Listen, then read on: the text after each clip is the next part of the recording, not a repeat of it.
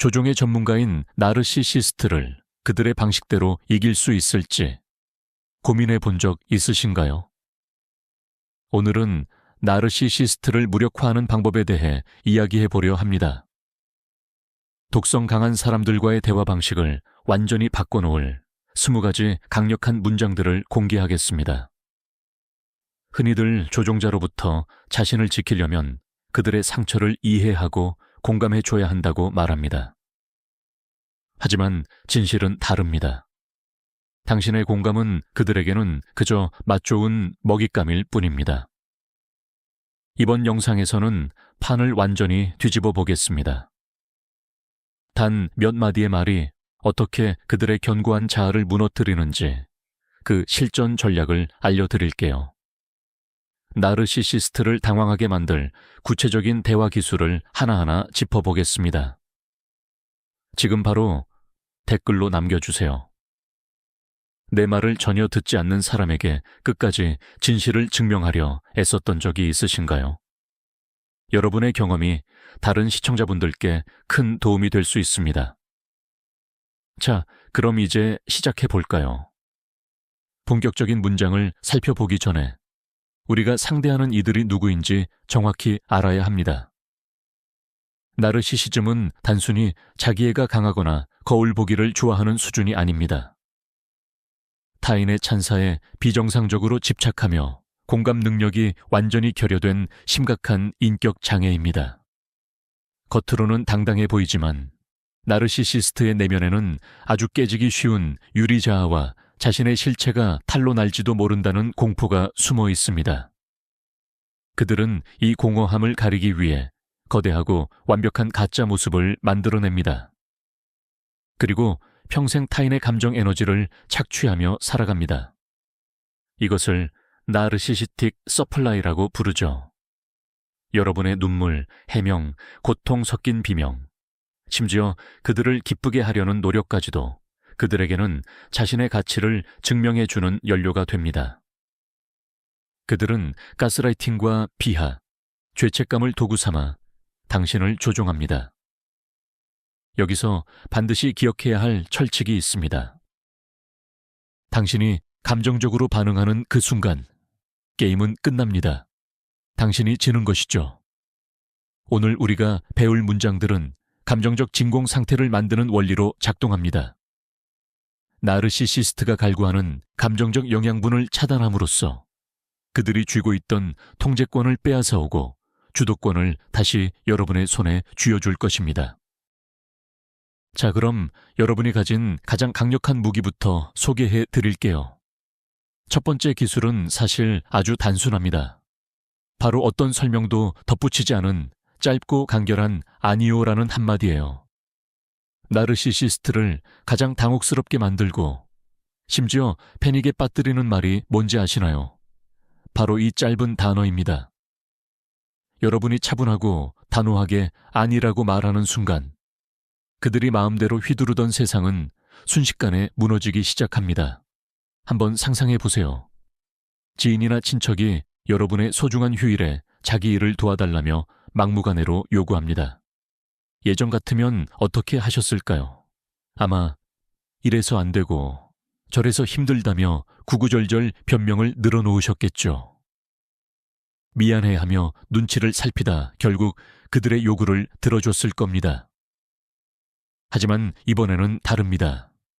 그저 아니요, 못합니다 라고만 말하세요. 그리고 그대로 입을 닫는 겁니다. 우리는 흔히 거절할 때 반드시 정중한 이유를 대야 한다는 강박을 가집니다. 나르시시스트들은 바로 이 점을 파고듭니다. 여러분이 길게 설명할수록 그들은 그것을 빌미 삼아 여러분을 설득하고 다시 휘두르려 할 거예요. 하지만 여러분이 아무런 설명을 하지 않으면 그들은 공격할 틈을 찾지 못합니다. 대화의 주도권을 순식간에 잃게 되는 거죠. 여러분의 단호한 아니오는 그들에게 보이지 않는 단단한 콘크리트 벽과 같습니다. 그들은 이 벽에 부딪히며 예전처럼 여러분에게 죄책감을 심어주려 애쓰겠지만 벽은 꿈쩍도 하지 않을 거예요. 늘 마음대로 조종하던 사람이 더 이상 통제되지 않을 때 그들은 극심한 혼란과 불편함을 느낍니다. 이 짧은 한마디를 여러분 자신을 지키는 가장 강력한 방패로 삼으시길 바랍니다. 이제 두 번째 강력한 문장을 알아보겠습니다. 바로 난 이 상황을 전혀 다르게 보고 있어 라는 말입니다. 독성 가득한 사람들은 주변의 현실을 교묘하게 왜곡하는데 아주 능숙합니다. 그들은 끊임없이 가스라이팅을 시도하며 당신이 스스로의 기억과 판단력을 의심하게 만들죠. 예를 들어볼까요? 파트너가 친구들 앞에서 당신에게 무례하고 상처 주는 농담을 했다고 칩시다. 나중에 단둘이 있을 때 기분이 나빴다고 말하면 상대는 당신이 예민해서 지어낸 이야기라며 오히려 몰아씁니다. 그냥 가벼운 농담이었는데 왜 그렇게 히스테릭하게 반응해? 라고 말이죠. 많은 이들이 이런 사람에게 논리적인 근거를 대면 대화가 통할 거라는 착각에 빠지곤 합니다. 그래서 화를 내며 과거의 사례를 들먹이고 자신이 옳다는 것을 필사적으로 증명하려 하죠. 하지만 그게 바로 상대가 간절히 원하는 모습입니다. 그들은 무의미한 논쟁 속에서 뿜어져 나오는 당신의 부정적인 에너지를 먹고 살거든요. 그럴 땐 감정을 싣지 말고 아주 차갑고 차분하게 한마디만 하세요. 난 이 상황을 다르게 봐. 그게 끝입니다. 더 이상의 논쟁은 필요 없습니다. 상대를 설득하거나 사과를 받아내려 애쓰지 마세요. 그저 그 사람의 주장이 절대적인 진실이 아니라는 사실을 입 밖으로 내뱉는 것뿐입니다. 비대해진 자아를 가진 사람들에게 이것만큼 견디기 힘든 일은 없습니다. 그들은 관계 속에서 유일한 감독관이 되고 싶어 하니까요. 이 짧은 문장은 흔들리던 당신의 중심을 바로잡아주고 당신의 마음이 오직 당신만의 것이라는 사실을 확실히 각인시켜 줄 것입니다. 다음은 두 번째 방어 수단입니다. 이번에 알려드릴 세 번째 문장은 상대의 직접적인 공격을 멈추게 하는 강력한 힘을 가지고 있습니다.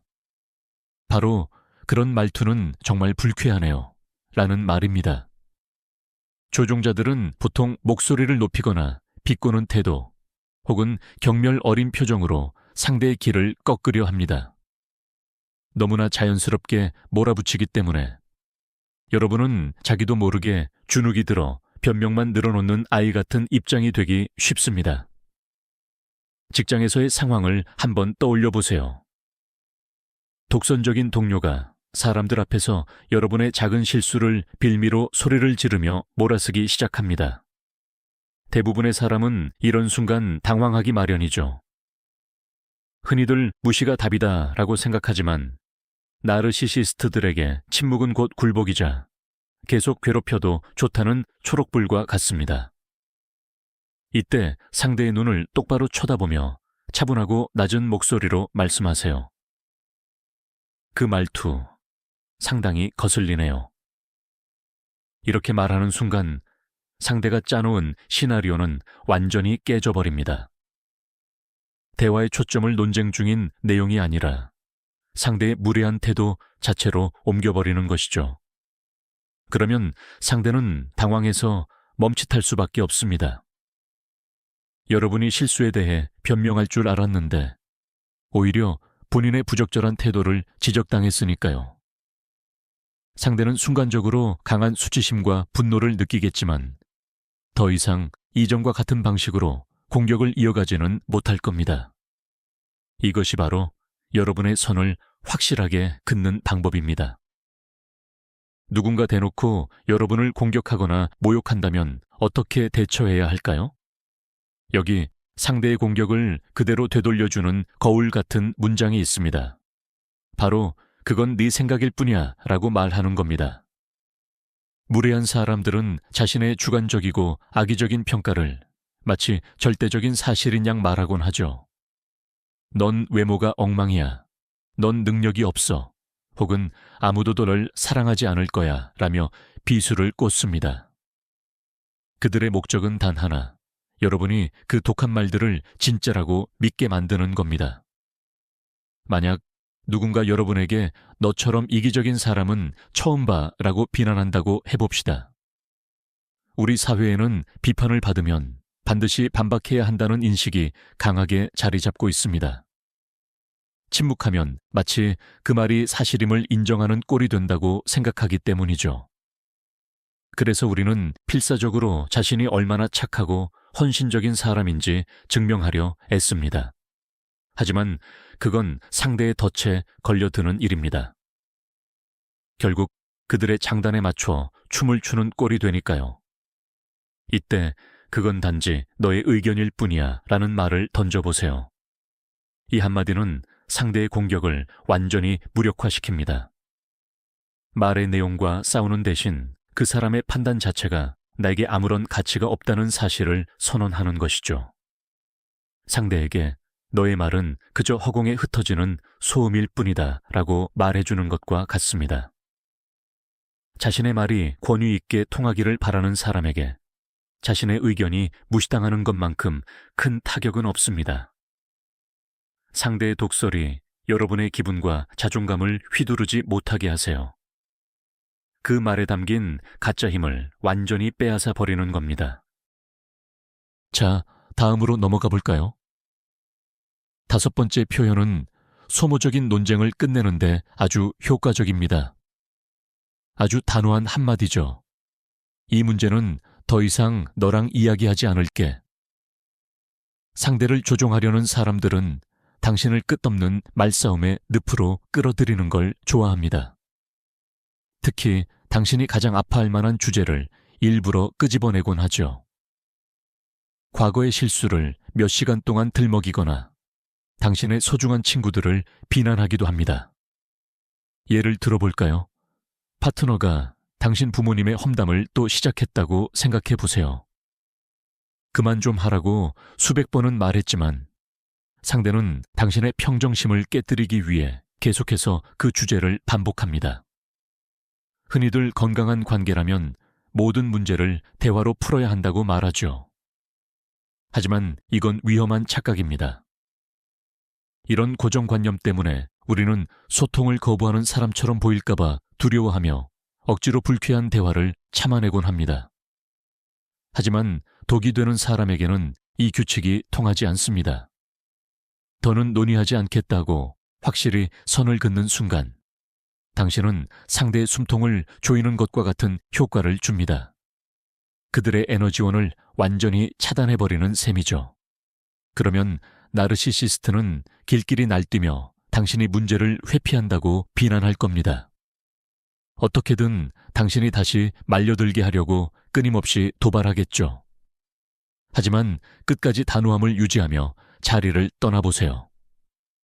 상대는 아무것도 할 수 없다는 사실에 무력한 분노를 느낄 겁니다. 결국 당신은 상대의 손에 쥐어있던 내 감정의 리모컨을 다시 뺏어온 것이고 그 논쟁에 확실한 마침표를 찍은 것입니다. 6번째 대화법은 그들이 즐겨 쓰는 피해자 코스프레를 단번에 무너뜨립니다. 이 말은 아주 예상치 못한 순간에 일침을 가합니다. 바로 화낼 만하네. 당신은 그렇게 화낼 권리가 있어 라고 말해주는 것이죠.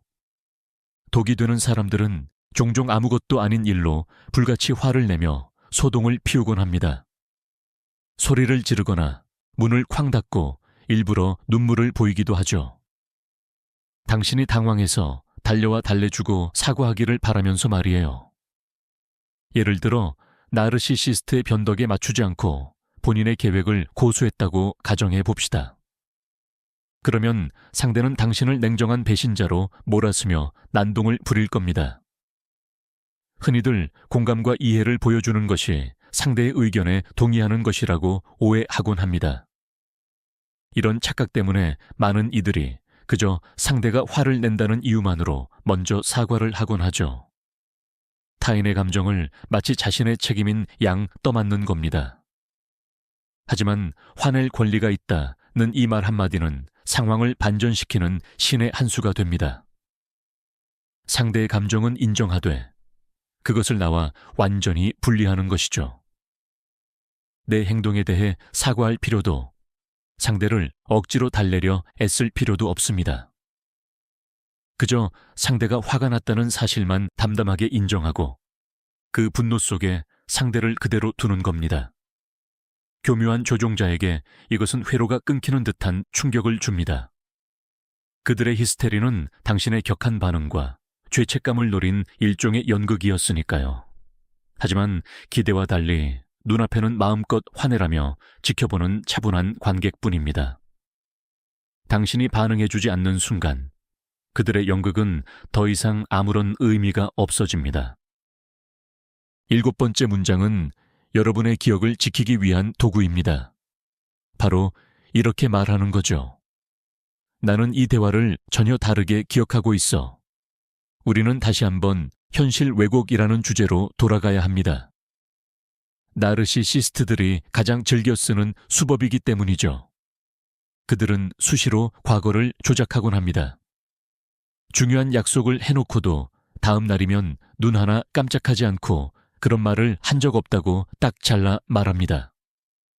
예를 들어 함께 휴가를 가기로 해서 비행기 표까지 다 끊어놨는데 갑자기 상대방이 난 간다고 한 적 없어.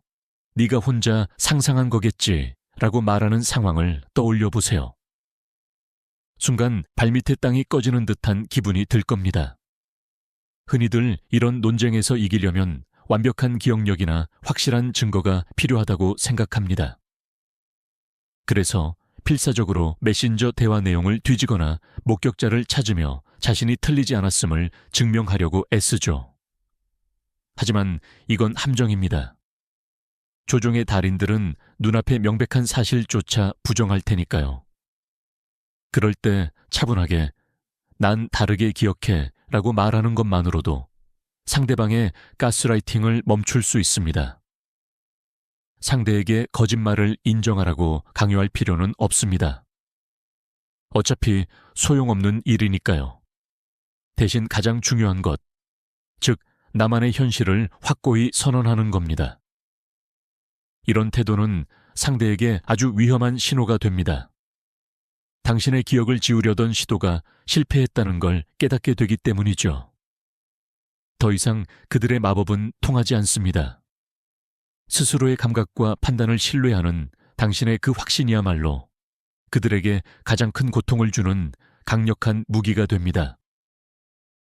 8번째 표현은 대화의 흐름을 다시 생산적인 방향으로 돌려놓는 말입니다. 바로 본론으로 돌아가자는 말이죠. 나르시시스트와의 대화는 마치 뒤죽박죽 섞인 말의 성찬이나 다름없습니다. 심리학에서는 이를 워드샐러드라고 부르기도 하죠. 구체적인 문제를 해결하려고 하면 상대방은 교묘하게 대화의 본질을 흐리기 시작합니다. 뜬금없이 10년 전 당신의 실수를 꺼내거나 주제를 수시로 바꾸며 온갖 비난을 쏟아붓곤 하죠.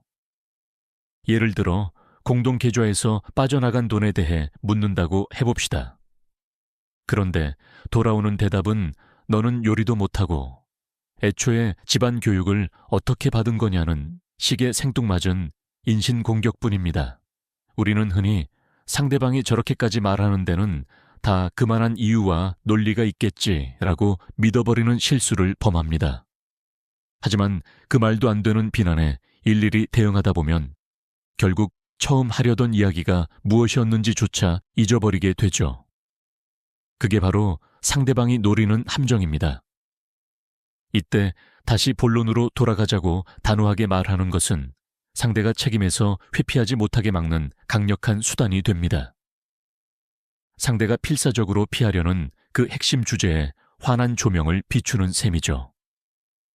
상대의 횡설수설을 모두 무시한 채 원래의 질문을 계속해서 반복하세요.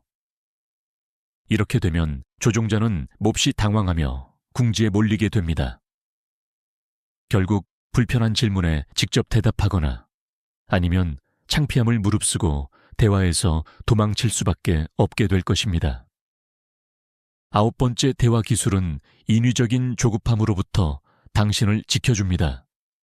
이 말을 꼭 기억하세요. 생각할 시간이 좀 필요해요. 유해한 사람들은 근거 없는, 규律 없는 긴박감을 조성해 상대를 몰아붙이는 것을 좋아합니다. 지금 당장 이 자리에서 즉각적인 결정을 내리라고 압박하죠. 그들이 왜 그러는지 아시나요? 당신에게 생각할 시간이 생기면 주변에 조언을 구하거나 냉정하게 득실을 따져보게 될 것이고, 결국 그들의 불리한 제안을 거절할 거라는 사실을 너무나 잘 알기 때문입니다. 예를 들어 볼까요? 지인이 수상한 프로젝트에 투자를 권유하면서 오늘 저녁까지 결정 안 하면 이 기회는 영영 사라진다며 재촉하는 상황을 떠올려 보세요. 사실 우리 사회에는 빠른 답변이 곧 예의이자 자신감의 표현이라는 잘못된 통념이 있습니다. 그래서인지 대답을 미루고 잠시 멈추면 스스로가 우유부단하고 어리석게 보일까봐 걱정하곤 하죠. 하지만 교묘하게 사람을 조종하려는 이들과의 대화에서 이 멈춤은 당신을 살리는 구명줄과 같습니다. 시간이 필요하다는 말 한마디로 당신은 상대의 압박 전략을 무너뜨릴 수 있습니다. 사건의 흐름과 속도를 비로소 자신의 손으로 제어하게 되는 것이죠. 이때 상대는 안절부절 못하며 당신을 더 독촉하거나 생각할 게 뭐가 있냐며 화를 낼지도 모릅니다. 당신이 침묵하는 시간이 길어질수록 그들의 불안감은 극에 달할 것입니다. 자신의 조종술이 더 이상 통하지 않는다는 걸 깨닫기 때문입니다. 스스로에게 멈출 권리를 주는 것만으로도 수많은 치명적인 실수를 막을 수 있습니다. 당신의 이익은 상대방의 조급함보다 훨씬 더 소중하다는 사실을 절대 잊지 마세요. 10번째 문장은 타인의 짐으로부터 여러분을 자유롭게 해줄 거예요. 듣기만 해도 가슴이 뻥 뚫리는 해방감을 선사하죠. 바로 이 말입니다. 네 감정은 내 책임이 아니야. 가스라이팅이나 조종에 능한 사람들은 자신의 잘못을 남에게 떠넘기는데 아주 천재적입니다. 그들은 기분이 나빠도 여러분 탓을 하고 회사 일이 잘 풀리지 않아도 여러분이 내조나 외조를 제대로 못했기 때문이라며 비난합니다. 결국 여러분은 그들의 예민한 기분을 거스르지 않으려고 항상 눈치를 보며 살얼음판 위를 걷게 되죠. 예를 들어볼까요? 배우자가 중요한 면접에서 떨어졌습니다. 그런데 집에 돌아오자마자 오늘 아침에 네 표정이 안 좋아서 기분을 망치는 바람에 면접을 망쳤어 라고 소리를 지르는 상황 말입니다. 특히 공감 능력이 뛰어난 분들이 빠지기 쉬운 아주 위험한 착각이 하나 있습니다. 바로 내가 사랑하는 사람들의 행복을 책임져야 한다는 믿음입니다. 내 사랑으로 상대의 트라우마를 치유할 수 있다고 굳게 믿지만 사실 이런 생각은 우리 자신의 건강을 갉아먹을 뿐입니다. 이 문장을 입 밖으로 내뱉는 순간 나르시시스트가 당신을 올가매고 있던 보이지 않는 탯줄을 끊어내는 것과 같습니다. 그가 던진 감정의 쓰레기를 다시 주인에게 되돌려주는 것이죠. 더 이상 그들의 부정적인 감정을 받아주는 감정 쓰레기통이 되길 거부하는 겁니다. 상대에게 이것은 엄청난 타격이 될 것입니다. 지금까지는 당신에게 화풀이하며 스트레스를 풀어왔는데 이제 그 문이 꽉 닫혀버렸으니까요. 이제 그는 자신이 뿜어낸 도끼를 스스로 감당하며 견뎌야만 합니다. 이 말은 나 자신을 지키는 가장 강력한 사랑의 실천이자 관계 속에서 바로 서는 진정한 어른의 자세입니다. 다음은 11번째 문장입니다. 이 표현은 나에게 불리한 조건을 단호하게 거절할 때 유용합니다. 간단하게 이렇게 말씀하세요. 이 제안은 저에게 전혀 맞지 않습니다. 나쁜 의도를 가진 사람들은 흔히 본인에게만 유리한 조건을 제시하면서 마치 큰 선심이라도 쓰는 양타협이라는 말로 포장하곤 합니다. 실제로는 당신의 에너지를 뺏어가는 것뿐인데 말이죠. 예를 들어볼까요? 전 남편이 아이들의 등하교와 학원 일정이 겹쳐 고된 평일에는 당신 보고 아이들을 보라고 하고, 정작 본인은 즐거운 주말과 공휴일만 챙기려 한다고 해봅시다. 그러면서 이게 아주 공평한 역할 분담이라고 주장하는 식이죠. 우리 사회에는 관계를 유지하기 위해 무조건 양보하는 것이 미덕이라는 고정관념이 깊이 박혀 있습니다. 그래서 많은 이들이 갈등을 피하려고 터무니없는 조건에 합의하곤 합니다. 하지만 불리한 타협에 동의하는 건 결국 자기 자신을 배신하는 일입니다. 당신이 이 방식은 저와 맞지 않습니다 라고 확실히 선을 긋는 순간 상대가 꾸며낸 가짜 배려의 프레임은 깨집니다. 굳이 대안을 제시하거나 이유를 구구절절 설명할 필요도 없습니다. 그저 거절하는 것만으로 충분합니다. 물론 상대는 당신의 단호함에 화를 낼 겁니다. 당신을 이기적이라 비난하며 몰아쓰겠죠. 하지만 속으로는 깨닫게 될 겁니다. 당신이 더 이상 상대가 주는 대로 받아먹는 만만한 사람이 아니라는 사실을요. 당신은 이미 스스로의 가치를 너무나 잘 알고 있으니까요. 12번째 문장은 당신이 잃어버린 자신에 대한 믿음을 되찾아 줄 거예요. 바로 이 문장입니다. 나는 내 직관과 내 느낌을 온전히 믿습니다. 나르시시스트와 함께하는 삶은 내가 직접 본 사실조차 믿기 위해 끊임없이 싸워야 하는 고통의 연속입니다. 그들은 당신이 모든 걸 잘못 이해하고 있다며 아주 치밀하게 세뇌하죠. 거짓말을 알아차려도 그들은 오히려 당신이 피해망상에 빠졌다고 몰았습니다. 마음이 아프다고 하면 당신이 너무 예민해서 문제라며 비난하곤 하죠. 분명한 기만의 증거를 눈앞에 들이밀어도 상대는 뻔뻔한 눈빛으로 당신을 바라보며 너 정말 미쳤구나. 정신과 상담이라도 받아봐. 라고 말하는 상황을 상상해 보세요. 조종자들이 즐겨 쓰는 수법은 당신의 감정이 비논리적이며 그렇기에 그 감정은 존재할 가치가 없다는 가짜 논리를 내세우는 것입니다. 그들은 당신이 상처받을 권리가 있다는 걸 증명할 완벽한 증거를 가져오라고 요구합니다. 하지만 나는 내 감정을 믿는다라고 선언하는 순간 당신의 내면에서는 거대한 혁명이 일어납니다. 그들이 검사이자 판사 노릇을 하는 그들만의 재판에 참여하기를 거부하는 것이죠. 내 안의 목소리, 그 자체가 충분한 근거임을 스스로 인정하게 되는 겁니다. 나르시시스트는 이 문장을 가장 싫어합니다. 당신을 미치게 만들려던 그들의 시도가 완전히 무용지물이 되기 때문이죠. 자신의 감정을 굳게 신뢰하면 그 어떤 교묘한 논리적 함정에도 흔들리지 않습니다. 이제 당신은 아무리 치밀한 가스라이팅 앞에서도 결코 무너지지 않는 존재가 됩니다. 13번째 문장은 그들의 거짓된 가면을 완전히 벗겨냅니다. 그들의 눈을 똑바로 쳐다보며 이렇게 말하세요. 당신의 번지르르한 말들은 행동과 전혀 딴판이네요. 나르시시스트들은 빈말의 대가입니다. 그들은 여러분 앞에 눈부시게 아름다운 미래를 그려 보이곤 하죠. 변하겠다고 맹세하고 온갖 장밋빛 약속을 쏟아내며 대단한 사랑을 속삭입니다. 하지만 몇 년이 흘러도 정작 실질적인 변화는 없습니다. 마치 이런 상황과 같습니다. 매번 승진과 연봉 인상을 약속하면서 정작 공짜 야근만 시키는 독단적인 상사처럼 말이죠. 우리에겐 사람의 잠재력을 믿어야 한다는 아주 낭만적이지만 치명적인 착각이 있습니다.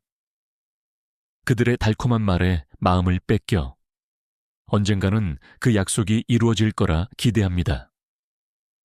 결국 존재하지도 않는 미래를 위해 현재의 고통을 억지로 참아내는 것이죠. 하지만 이 한마디를 내뱉는 순간 그들이 만든 환상의 비눗방울은 터져버립니다. 구름 위를 걷던 그들을 차가운 현실로 끌어내리는 것입니다. 더 이상 그런 값싼 속임수에 넘어가지 않는다는 걸 확실히 보여주세요. 교묘한 조종자들에게 이 순간은 뼈아픈 수치입니다. 그들은 지금까지 가짜 동전 같은 약속으로 당신의 마음을 사려 했으니까요. 당신이 그 가짜 화폐를 거부하고 진짜 행동을 요구하는 순간 그들의 파산은 명백해집니다. 그들은 결코 행동으로 증명할 능력이 없기에 이 말을 듣는 즉시 당신에게서 도망치게 될 것입니다. 14번째 문장은 그들의 전매 특허인 삼각관계 만들기로부터 당신을 지켜줄 무기입니다. 바로 이렇게 말하는 것이죠. 난 너의 관심을 얻기 위해 그 누구와도 경쟁할 생각이 없어. 나르시시스트들은 사람들 사이에 갈등을 부추기는 것을 즐깁니다. 당신 앞에서 보란 듯이 전 연인 이야기를 꺼내거나 대놓고 다른 사람과 플러팅을 하고 때로는 잘 나가는 동료와 당신을 비교하기도 하죠. 당신을 불안하게 만들어 당신이 얼마나 괜찮은 사람인지 증명하려고 애쓰게 만들려는 속셈입니다. 마치 친구가 다른 친구의 장점만 늘어놓으며 당신의 질투심을 유발하고 자신에게 더 잘하도록 유도하는 것과 같습니다. 우리 사회에는 사랑을 끊임없이 증명하고 쟁취해야 한다는 해로운 통념이 퍼져 있습니다. 하지만 이런 생각은 당신을 쳇바퀴 속 다람쥐처럼 끝없이 소모시킬 뿐입니다. 당신이 난 경쟁하지 않겠다라고 차분히 선언하는 순간 당신은 그들의 뒤틀린 게임판에서 내려오게 됩니다. 그들이 벌이는 오디션에 참여하지 않겠다고 못 박는 것이죠. 당신의 가치는 그들이 만들어낸 기준에 달려있지 않다는 사실을 분명히 보여주는 겁니다. 이때 조종자는 깊은 허탈감에 빠집니다. 자신을 차지하기 위한 화려한 검투사들의 대결을 기대했는데 당신이 경기장을 그냥 나가버렸으니까요. 경쟁에 가담하지 않는 당신의 그 무심함이야말로 그들의 비대한 자에 가장 치명적인 타격을 입히는 방법입니다. 15번째 대화법은 여러분이 더 이상 타인의 구원자가 되지 않도록 도와줍니다. 무심하게 이렇게 말해보세요. 정말 큰 문제네. 독성 인격자들은 아무것도 아닌 일로 위기를 만들어내는데 선수입니다. 끊임없이 사고를 치고 빚을 지고 주변 모든 사람과 갈등을 빚죠. 그러고는 매번 당신에게 달려와 당신이 모든 일을 제쳐두고 당장 문제를 해결해 주거나 뒷수습을 해줄 거라 기대합니다. 예를 들어 고약한 성격 때문에 또 직장을 잃은 친척이 있다고 해봅시다. 그는 세상이 불공평하다며 하소연하면서 당신이 돈을 내놓기를 은근히 바랄 겁니다. 이때 우리는 무조건적인 지지가 곧 상대의 문제를 대신 해결해 주는 것이라는 착각에 빠지기 쉽습니다. 도와주지 않으면 스스로가 모질고 나쁜 사람처럼 느껴지는 거죠. 하지만 이 한마디를 내뱉는 순간 책임의 무게는 다시 원래 주인에게 돌아갑니다. 상대에게 문제가 있다는 사실은 인정해 주되 내가 나서서 돕겠다는 제안은 하지 않는 겁니다. 구원자가 아닌 그저 상황을 지켜보는 제3자의 위치를 지키는 것이죠. 나르시시스트에게 이 말은 찬물 세례나 다름없습니다. 그들은 당신의 시간과 돈, 에너지를 당연하게 여겼기 때문입니다. 예의를 지키면서도 단호하게 본인의 난장판을 스스로 수습하게 내버려 두면 그들은 강한 분노와 무력감을 느낍니다. 그리고 당신이 더 이상 그들의 무료 구조대가 아니라는 사실을 비로소 깨닫게 될 것입니다. 16번째 문장은 그들의 조종 심리를 꿰뚫는 가장 강력한 한마디입니다. 난 당신의 인정 따위 전혀 필요 없어. 이 선언은 그 어떤 말보다 힘이 셉니다. 나르시시스트들은 당신의 삶에서 유일한 평가자가 되려고 애를 씁니다. 당신이 늘 그들의 눈치를 살피며 칭찬에 목매거나 비난을 두려워하며 살기를 원하죠. 그들은 순종할 때는 보상을 주고 거역할 때는 싸늘한 침묵으로 벌을 주며 당신을 마치 길들여진 강아지처럼 취급합니다. 한번 상상해 보세요.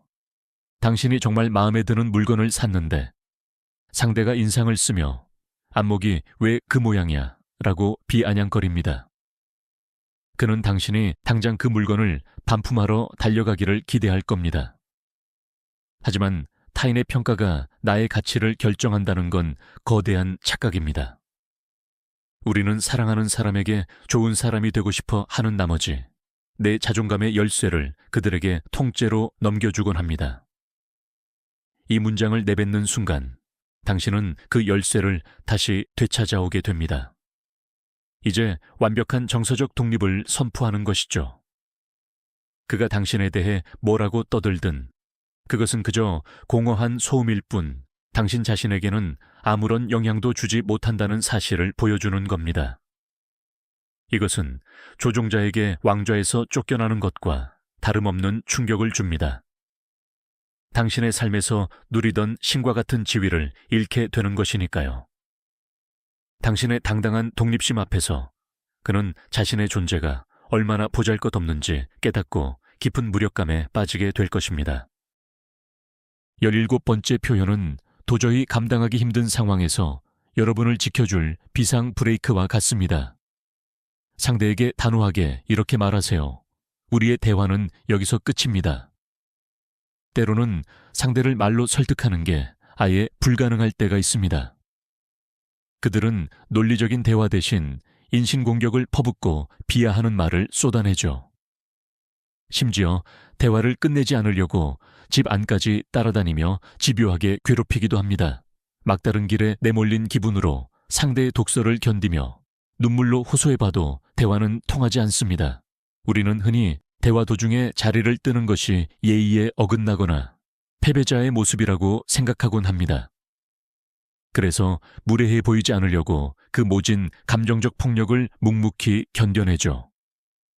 하지만 정서적 학대자와 대화할 때 그 어떤 에티켓도 여러분의 정신 건강보다 중요할 수는 없습니다. 이 말을 내뱉는 순간 여러분은 단순히 대화를 멈추는 것이 아니라 감정의 전쟁터에서 당당히 걸어 나오는 겁니다. 전화를 끊거나 메시지를 차단하거나 그 자리를 벗어나십시오. 일방적으로 관계의 흐름을 끊어버리는 겁니다. 나르시시스트들은 자신의 의지와 상관없이 관객을 잃는 것을 가장 견디지 못합니다. 그들은 항상 본인이 마지막 말을 내뱉고 문을 쾅 닫고 나가는 주인공이 되고 싶어 하니까요. 하지만 여러분이 먼저 등을 돌리는 순간 그들은 참을 수 없는 굴욕감을 느낍니다.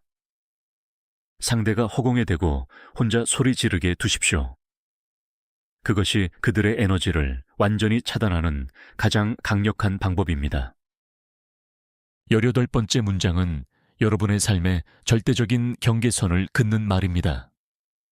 상대의 눈을 똑바로 바라보며 이렇게 말하세요. 더 이상 이런 무례함은 용납하지 않겠습니다.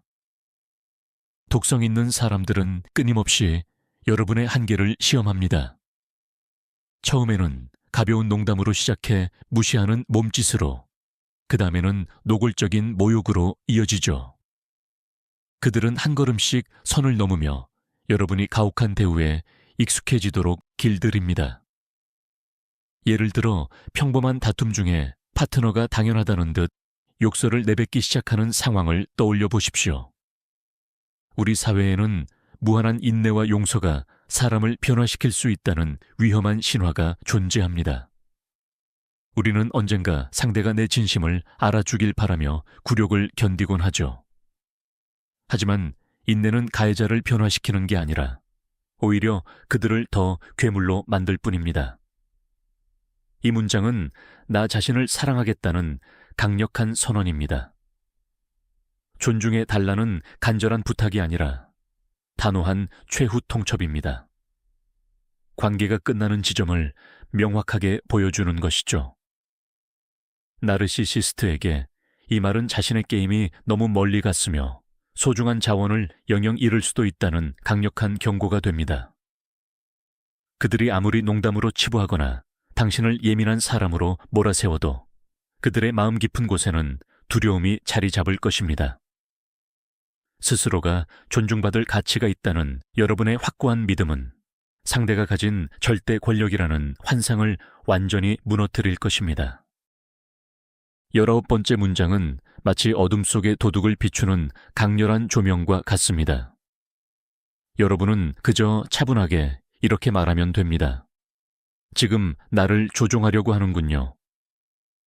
조종자들의 수법은 은밀하게 움직일 때만 힘을 발휘합니다. 그들은 통제를 배려로 포장하고 잔인함을 솔직함으로 둔갑시키며 당신을 위한다는 핑계로 거짓말을 늘어놓습니다. 예를 들어 누군가 자신의 불우한 어린 시절을 늘어놓으며 동정심을 자극한다고 해 봅시다. 사실은 큰돈을 빌려달라는 목적을 숨긴 채 말이죠. 흔히들 가해자가 깊은 상처 때문에 자기도 모르게 행동하는 거라고 생각하곤 합니다. 하지만 이건 착각입니다. 그래서 피해자들은 돌려 말하거나 그저 묵묵히 참아내곤 하죠. 진실은 다릅니다. 그들은 정확히 상대의 어떤 약점을 건드려야 할지 아주 잘 알고 있습니다. 사실을 있는 그대로 말하는 순간 그들의 가면은 벗겨집니다. 여러분이 그들의 속내를 훤히 꿰뚫어 보고 있다는 걸 보여주는 것이죠. 비밀스러운 마술의 트릭이 탈로 나는 순간 그 수법은 더 이상 통하지 않습니다. 이런 정곡을 찌르는 폭로의 나르시시스트는 펄펄 뛰며 분노할 겁니다. 공격적으로 당신의 말을 부정하거나 오히려 당신을 의심이 많은 사람 혹은 정신 나간 사람 취급하려 들겠죠. 하지만 그 격렬한 반응이야말로 여러분의 판단이 옳았다는 가장 확실한 증거입니다. 이 문장은 그들의 가장 강력한 무기인 은밀함을 단번에 앗아갑니다. 밝은 빛 아래로 끌려 나온 그들의 수법은 모든 힘을 잃게 되고 조종자들은 그저 초라하고 당황한 모습으로 남게 될 것입니다. 마지막 20번째 방법은 그 어떤 것보다 강력합니다. 바로 완벽하고 절대적이며 흔들림 없는 침묵입니다. 심리학에서는 이를 그레이락, 즉 회색 돌 기법이라 부릅니다. 할 말을 다 했음에도 상대가 수백 번이나 당신의 선을 넘는다면 이제는 반응을 멈춰야 할 때입니다. 상상해 보세요. 비난과 모욕이 가득 담긴 장문의 메시지가 옵니다.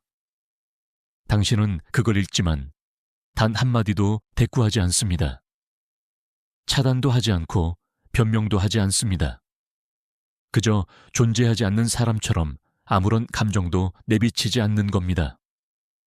우리를 고통스럽게 만드는 가장 큰 착각은 부정적인 반응이라도 하는 게 무시하는 것보다 낫다는 믿음입니다. 우리는 침묵이 무례한 것이라 배웠습니다. 하지만 독이 되는 관계에서 침묵은 당신의 가장 치명적인 무기가 됩니다. 나르시시스트는 당신의 모든 감정을 먹고 삽니다. 당신의 눈물과 비명은 그들에게 달콤한 양분과도 같죠. 하지만 당신의 무관심은 그들에게 치명적인 독약이 됩니다. 당신이 아무런 반응도 없는 지루하고 공허한 회색 돌이 된다면 당신은 말 그대로 그들을 정서적으로 굶주리게 만드는 것입니다. 그들은 당신의 가장 아픈 곳을 건드리며 더 거세게 도발해 올 것입니다. 하지만 이 침묵의 시험을 끝까지 견뎌낸다면 결국 무너지는 건 그들입니다. 자신들을 채워주던 샘이 영원히 말라버렸음을 깨닫게 되기 때문이죠. 자신의 내면이 얼마나 텅 비어 있고 무가치한지 마주하는 것, 그리고 더 이상 그 누구도 자신을 구원해주지 않는다는 사실을 깨닫는 것. 그것이야말로 그들에게는 세상에서 가장 견디기 힘든 고통이 될 것입니다. 정말 놀라운 반전 아닌가요? 상대를 제압하기 위해 소리를 지르거나 울며 설득할 필요는 전혀 없었습니다. 진정한 힘은 상대의 말이 아니라 언제나 여러분의 손안에 있었으니까요. 방금 확인한 이 20가지 문장들은 독성 강한 사람들의 시나리오를 단번에 깨뜨리는 강력한 도구입니다. 이 도구들을 사용하는 건 단순히 나를 방어하는 것을 넘어 내 삶의 주도권과 감정, 그리고 나만의 현실을 되찾아오는 과정입니다. 나르시시스트가 가장 두려워하는 것이 무엇인지 아시나요? 바로 여러분의 당당한 독립심과 차가운 무관심입니다. 여러분이 그들이 정한 규칙대로 움직이지 않는 순간 그들의 지배력은 힘없이 무너져 내릴 것입니다. 오늘 배운 표현들을 꼭 실제 상황에서 사용해 보세요. 여러분을 둘러싼 관계의 에너지가 어떻게 바뀌는지 직접 경험해 보시기 바랍니다. 오늘 영상도 끝까지 함께 해주셔서 정말 감사합니다. 내용이 유익했다면 구독과 좋아요 부탁드리고 이 영상이 꼭 필요한 소중한 분들에게도 널리 공유해 주세요. 자, 이제 여러분께 질문을 하나 드릴게요. 오늘 소개해드린 20가지 문장 중에서 실생활에 적용하기 가장 어렵게 느껴지는 문장은 무엇인가요? 그리고 그 이유는 무엇인가요? 댓글로 여러분의 생각을 들려주세요. 함께 이야기 나누며 서로 힘이 되어 봅시다.